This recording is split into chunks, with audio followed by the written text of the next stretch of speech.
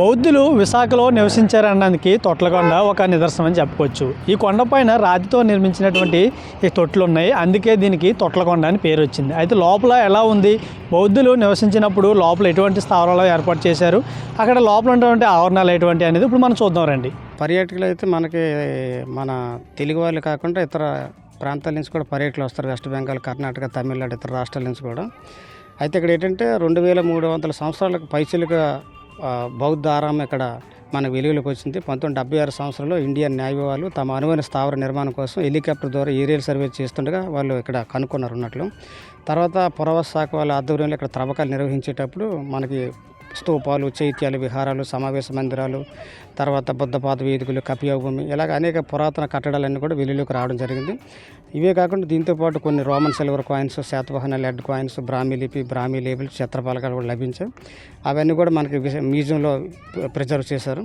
తర్వాత వాటికి కాల నిర్ధారణ పరీక్షలు అయినటువంటి carbon 14 dating, carbon radio active test, silicon dating టెస్ట్లు చేస్తే ఇది క్రీస్తుపురం 300 BC నుంచి క్రీస్తుపురం 300 AD వరకు 600 సంవత్సరాల పాటు వాళ్ళు ఇక్కడ ఉన్నట్లుగా వాళ్ళు నిర్ధారణ చేయడం జరిగింది. ఇది హీనైన బౌద్ధ క్షేత్రం. మనకి ఇక్కడ తొట్లకొండ పేరు ఏంటంటే ప్రధానంగా అక్కడ వివిధ పరిణామాకృతులు చెక్కబడి నీటి తొట్లు వాళ్ళు ఆ రోజులో వర్షం నీళ్ళు స్టోర్ చేసుకొని త్రాగడానికి వంటకు ఉపయోగించడం కోసం 11 తొట్లు నిర్మాణం చేసుకున్నారు. సమీపంలో మనకు తటాక వంటి చెరువు ఒకటి ఉంది, వాళ్ళు స్నానాల నిమిత్తం ఉపయోగించారు. ఈ తొట్ల వల్ల తొట్లకొండ పేరు రావడం జరిగింది. ఇక్కడ మనకి ఏంటంటే స్తూపం అంటే మరణించిన వ్యక్తి యొక్క శారీరక అవశేషాలు పెట్టి కట్టినటువంటి మౌండుల దెబ్బని అర్థం. ఈ స్తూపాలు ఏంటంటే ప్రాచీన దినాల్లో ఒక మెమోరియల్ అంటే జ్ఞాపకాల చిహ్నాలుగా నిర్మాణం చేసేవారు. అది రాను కాలక్రమేణా ఏంటంటే ఒక ఆరాధ చిహ్నంగా మారింది. అందులో శారీరక స్తూపాలు, పారిభోగిక స్తూపాలు, ఉద్దేశ స్తూపాలు ఉంటాయి.